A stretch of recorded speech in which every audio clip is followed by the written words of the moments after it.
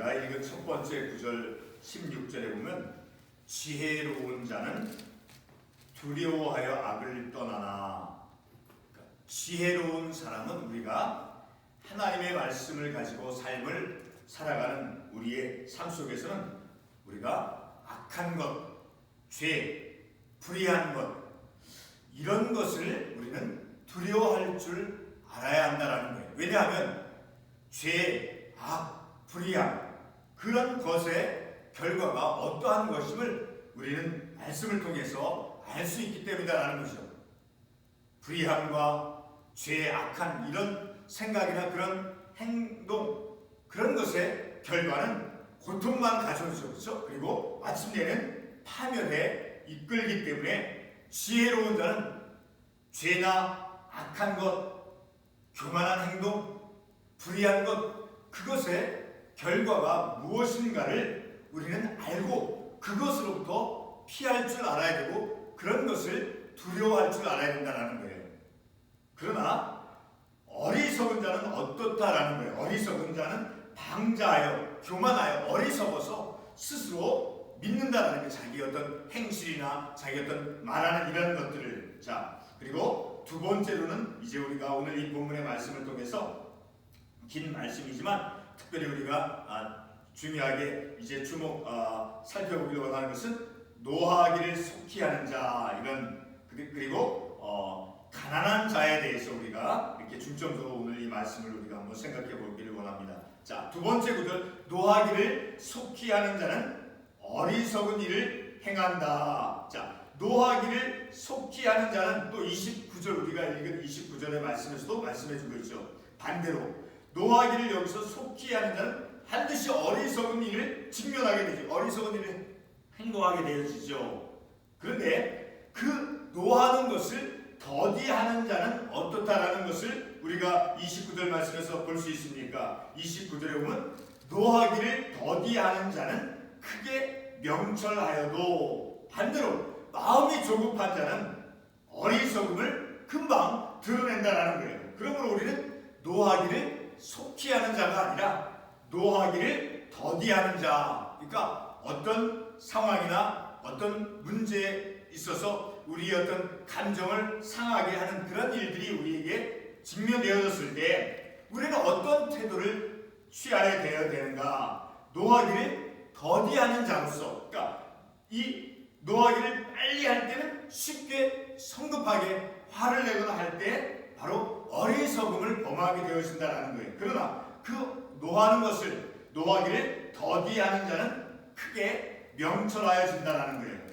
그러나 반대로 마음이 조급하다라는 것은 어떤 성격이 급하다 하는 것을 우리에게 알려주기도 하죠. 근데 그런 마음이 조급한 자는 어리석음을 나타낸다라는 거예요. 그러니까 늘 우리는 말씀의 삶을 살아갈 때 우리의 성품까지도 늘 말씀을 통해서 비추어서 늘 우리가 어떤 일에 있어서 어떤 감정적으로 쉽게 금방 흥분되거나 감정에 빠져서 그래서 화를 내거나 하는 것보다는 인내할 수 있는, 비록 내 마음과 어떤 내 성격이 내 태도가 좀 이렇게 빠르고 성격이 급한 그런 타입의 사람이다 할지라도 이런 말씀을 통해서 내 자신을 스스로 잘 조절할 수 있어야 된다는 거죠. 자, 그리고 18절 말씀을 보면 어리석은 자는 어리석음으로 기업을 삼아도, 그러니까 어리석은 자는, 슬기롭지 못한 자는, 교만한 자는, 어리석은 자는 그 어리석음의 열매를 반드시 맺는다라는 거죠. 우리가 어리석을 때, 우리의 생각이 슬기롭지 못할 때 우리가 어떤 판단을 하고 생각한 그런 결과에 대해서는 바로 어리석은 자가 어리석음으로 기업을 삼는다라는 말씀을 통해서 비추어 봤을 때 어리석은 자가 되어져서 생각하고 판단할 때는 그 어리석음의 그 결과를 열매를 맺게 되어진다라는 거예요. 그리고 우리가 두 번째로 우리가 중요하게 보아야 될 말씀 보면 19대는 악인은 선인 앞에 엎드리고. 그런데 악인이 어떠한 사람인가? 도대체 악인은 어떠한 사람인가를 우리가 다른 성경 참고 관련 구절 말씀을 통해서 한번 살펴보겠습니다. 욥기 21장 7절 이하에서부터 보면 이 악인이 어떤 삶을 살았는가 보면 어찌하여 악인이 생존하고 장수하며 세력이 강하냐. 자, 이 땅에서 악인의 삶의 모습이 즉 잘 살고 또 장수하며 어떤 권력이 있고 세력이 있다 할지라도 자, 그들의 삶이 어떻게 되어지냐 건너뛰어서 13절에 보면 그들의 날을 행복하게 지내다가 비록 그들이 힘이 있어 보이고 재물이 있어 보이고 행복해하는 그런 삶을 살아가는 것 같다 할지라도 잠깐 사이에 수월에 내려가느니라. 그렇게 어떤 그들의 삶의 말로가 어떠하다는 것을 안다 할지라도 그들이 얼마나 어리석은가. 14절에 보면 그러할지라도 잠깐 사이에 수월에 내려간다는 것이 그들의 삶에 있다 할지라도 그러할지라도 그들은 어떤 태도를 취하고 있느냐. 그들은 하나님께 말하기를 우리를 떠나소서 우리가 주의 도를 알기를 바라지 아니하나이다. 그러니까 우리는 하나님이 필요 없습니다. 우리는 하나님이 내 자신의 삶에 전혀 필요가 없습니다. 나는 그리고 주님의 하나님의 그 진리의 말씀 알기를 나는 바라지 않습니다. 자, 그런 삶을 그런 생각을 취하는 것이 바로 악인의 삶의 특징이다라는 거예요. 그래서 그들은 또 어떻게 이제 어떤 것을 드러내고 있습니까?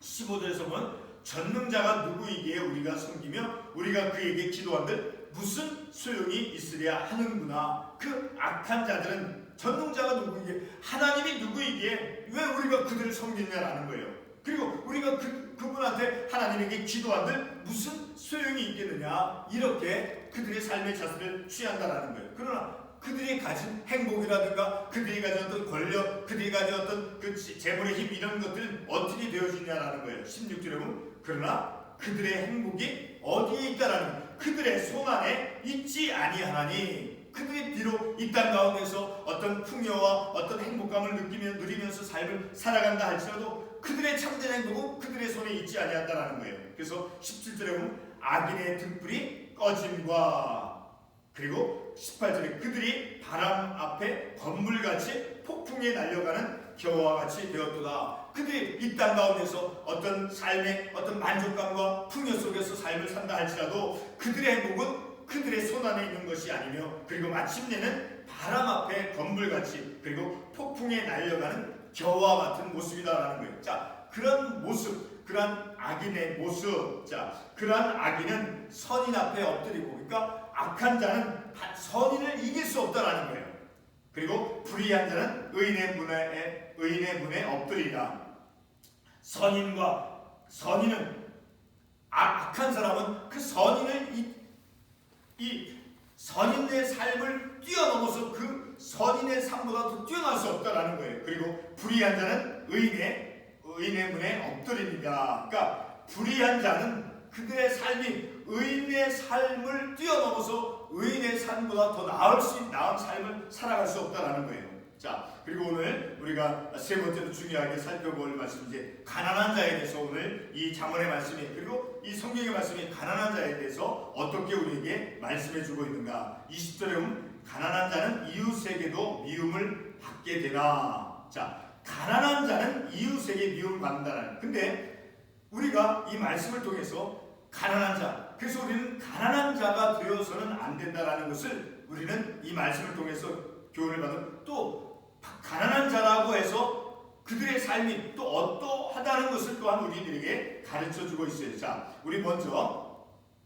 가난한 자는 이웃에게 미움을 받게 되나. 자, 그 말씀에 대해서 같은 잠언 19장 4절 말씀을 한번 찾아가 보겠습니다. 잠언 19장 4절 말씀에 보면 재물은 많은 친구를 더하게 하나 가난한즉 친구가 없어지라. 자, 아주 가난한 사람의 어떤 그 모습, 그 현실에 대해서 어떻게 말씀해요? 가난한즉 친구가 없어지느니라. 또 7절에서 보면 가난한 자는 그의 형제들에게도 미움을 받거든 하물며 친구야 그를 멀리하지 아니하겠느냐. 그러니까 가난하게 되어지면 친구가 끊어진다. 그리고 가난한 자는 그의 형제들에게서조차도 미움을 받고 친구들도 그를 멀리한다. 자, 이러한 말씀, 우리는 이 말씀을 잘 우리가 다른 창조 구절 말씀하고 잘 우리는 깨달을 수 있어야 돼요. 자, 그래서 이런 말씀을 통해서 참으로 하나님의 말씀의 그 지혜가 어떠하다는 것을 우리가 이제 마침내는 알 수 있게 되었죠. 자, 이렇게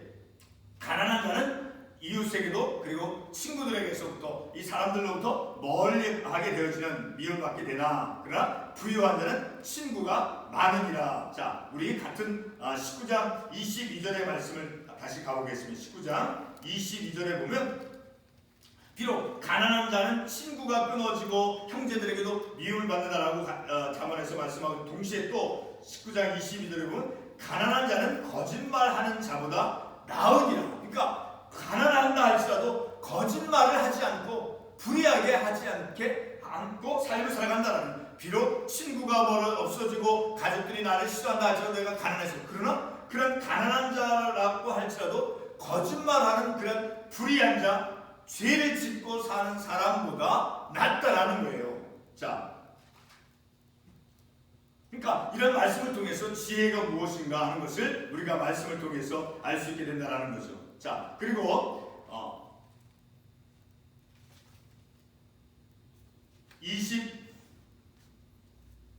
29절로 건너뛰어서 보면 노하기를 아까 말씀 보았죠. 노하기를 더디하는 자는 크게 명철하여도. 그리고 다시 21절 우리가 한번 가보겠습니다. 21절은 이웃을 업신여기는 자는 죄를 범하는 자요. 자, 여기서 이웃은 바로 가난한 자를 업신여기는, 이웃은 여기서 가난한 이웃을 의미하는 것이에요. 자, 우리 같은 28장 27절의 말씀을 보겠습니다. 잠언 28장 27절에서 말씀을 보게 되면 28장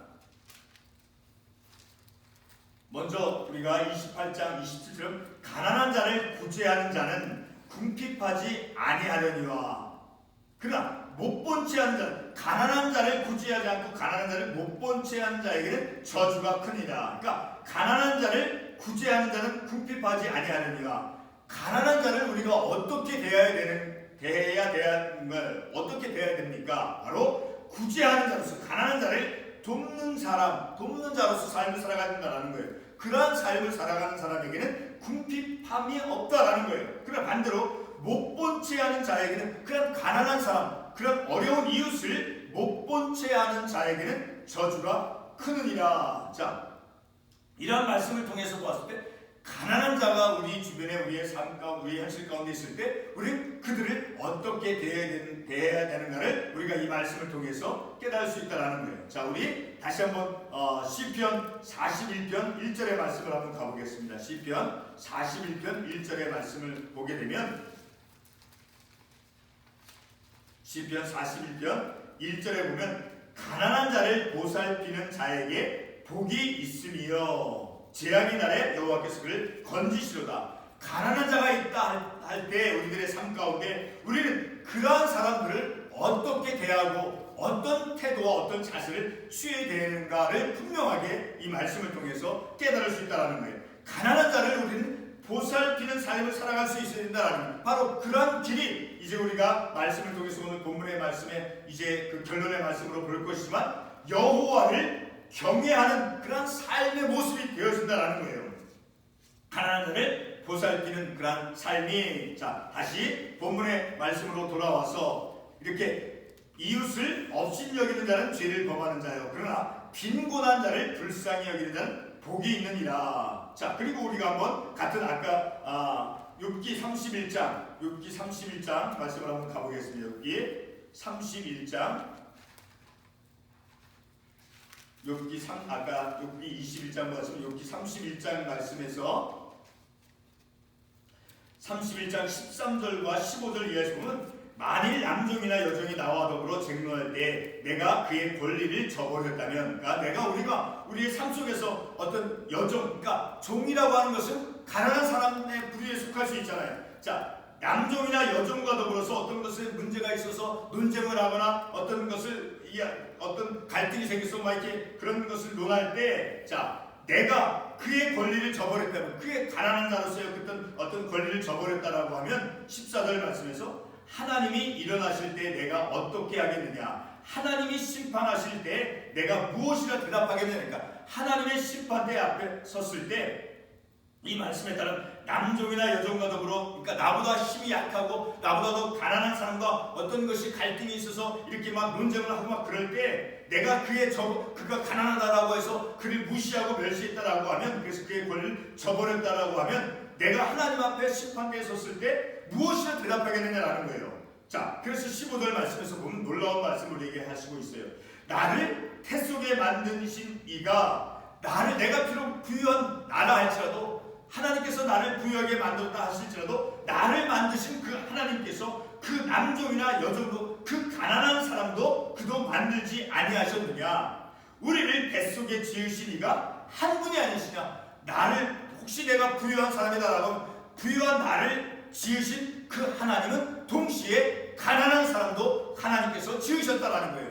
나를 지으신 이가 그 가난한 이도 지으시지 아니했느냐라는 거예요. 자, 바로 이러한 말씀을 통해서 보았을 때 우리 모든 사람들은 가난하다 할지라도 부유하다 할지라도 우리는 하나님 앞에서 평등한, 하나님의 말씀, 하나님의 율법 앞에서는 모두가 다 평등하다라는 거예요. 가난한 사람이라고 해서 그 가난한 사람이 친구로부터, 형제들로부터 멀리함을 받고 한다 할지라도, 그리고 나는 부유하다 할지라도 다 하나님 앞에서 하나님께서 지으신 그 모든 우리 형제 자매들은 그가 가난하다 할지라도 내가 부유하다 할지라도 똑같이 하나님께서 지으신 피조물이요, 그리고 평등하다라는 거예요. 하나님 말씀은 내가 물질을 많이 가지고 있다, 저 사람보다 물질을 많이 가지고 있다라고 해서 내가 더 우월한 것이 아니고, 저 사람이 나보다 물질을 덜 가져서 가난하다 해서 그들이 나보다 열등하다, 그런 것이 결코 아니다라는 것을 우리가 이 말씀을 통해서 깨달을 수 있다는 거죠. 자, 그래서 31절 말씀으로 건너뛰어 가서 보면 가난한 사람을 학대하는 자는 그를 지으신 이를 멸시하는 자야. 아까 욥기의 말씀에서 우리가 깨달았죠. 그렇죠? 자, 가난한 사람을 결코 학대해서는 안 된다라는 거. 자, 같은 잠언 17장 5절의 말씀을 한번 가보겠습니다. 잠언 17장 5절 말씀에서 어떻게 말씀하고 있는가? 가난한 자를 조롱하는 자는 아까 쳐다봤죠? 그를 지으신 주를 멸시하는 자요.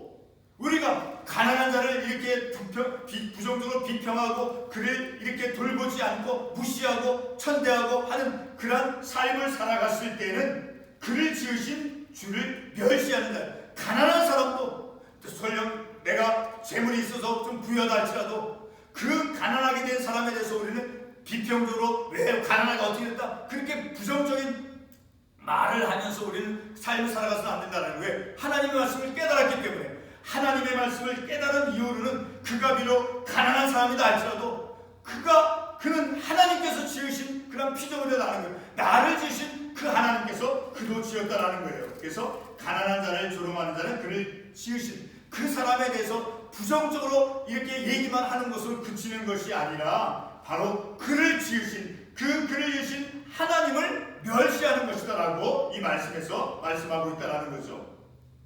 자, 그리고 31절 하반부에 궁핍한 사람을 불쌍히 여기는 자는 주를 공경하는 자니라. 자, 다시 한번 찾아가 보겠습니다. 욥기 같은 잠언 28장 27절로 한번 건너가 보겠습니다. 방금 아까 읽었던 말씀이죠. 28장 27절 가난한 자를 구제하는 자는 궁핍하지 아니하려니와 내가 비록 물질이 많이 있어서 도와줘야 되는데 물질이 비록 적게 있다 할지라도, 그래서 내가 그들을 가난한 사람을 돕는 삶에는 무엇이 있다라는 거예요. 궁핍함이 있지 아니하다라는 거예요. 궁핍함이니까 늘 우리가 없는 가운데서 하나님께서 우리들의 이웃 가난한 형제를 위해서 돌보고 도와주는 그것은 하나님께서 우리들을 하여금 비록 내가 물질이 없는 가운데 돕는다 할지라도 나를 궁핍하게 만들지 않는다라는 거예요. 그러니까 이 얼마나 놀라운 말씀인 거예요. 이런 말씀이. 자,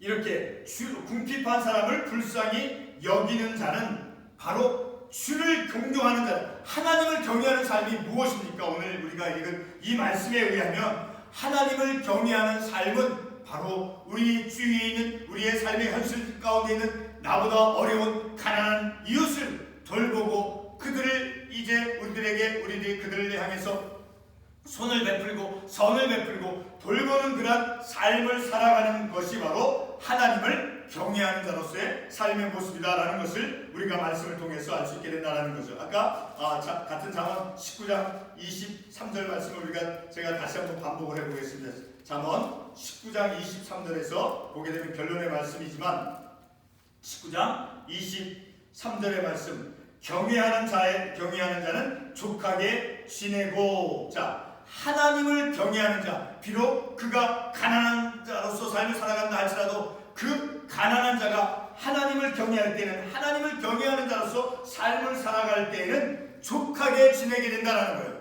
자, 우리가 이 말씀을 통해서 잠깐 또 우리가 놓치지 말아야 될 말씀 하나 보겠습니다. 같은 잠언 19장 17절에 보면 가난한 자를 불쌍히 여기는 것은 여호와께 꾸어드리는 것이니 그의 선행을 그에게 갚아주시리라. 가난한 자를 불쌍히 여기는 것은 하나님께 꾸어드리니까, 어떻게 우리가 하나님께 뭐를 빌려줄 수 있겠습니까? 그것은 바로 하나님께서 우리들의 삶에 그런 가난한 자의 삶을 돌보는 삶을 살아갈 때 하나님께서 우리에게 은혜를, 궁핍함이 없도록 은혜를 베풀어 주신다라는 것을 우리가 이 말씀을 통해서 깨달을 수 있게 된다는 거예요. 자, 오늘 우리가 이 말씀을 통해서 오늘 본문 14장 26절과 27절에 보면 여호와를 경외하는 자에게는 견고한 은혜가 있나니 그 자녀들에게 피난처가 있으리라. 그리고 27절에 여호와를 경외하는 것은 생명의 셈이니 사망의 그물에서 벗어나게 하느니라. 하나님을 경외하는 자로서의 삶의 모습, 오늘 이 본문의 말씀에 의하면 적어도 가난한 사람들을 우리가 돌보는 그러한 삶을 살아갈 때, 그러한 삶을 살아가는 삶에는 궁핍함이 없고 하나님께서 은혜를 베풀어 주시고, 그리고 생명의 샘으로, 그리고 사망의 그물에서 벗어나게 해주는, 자, 그러한 하나님의 은혜와 은총과 축복이 있음을 우리가 말씀을 통해서 깨닫는 것이죠. 자, 그러므로 우리는 우리의 삶 속에서 내가 어렵다 할지라도 늘 우리는 하나님의 말씀의 관점에 따라서 그 가난한 이웃에 대해서 하나님께서 말씀하시는 그 말씀으로, 그런 관점으로 사람들을 대하고 우리의 삶을 살아가는, 그래서 여호와를 경외하는 자로서의 삶을 살아가는 것은 바로 이와 같이 우리의 주변에 있는 어려운 이웃, 가난한 자들에 대해서 우리가 어떤 자세와 어떤 태도를 취할 것인가, 그리고 그들을 향해서 우리가 선을 베풀고 도움을 베풀 줄 아는 그러한 삶을 살아가는 것이 마땅한 우리의 삶의 본분이다라는 것을 우리는 깨닫는 것이죠. 자, 그러한 우리들의 믿음의 삶을 살아갈 것을 이 잠언의 본문의 말씀은 우리에게 교훈해 주고 있다는 거죠. 기도하겠습니다.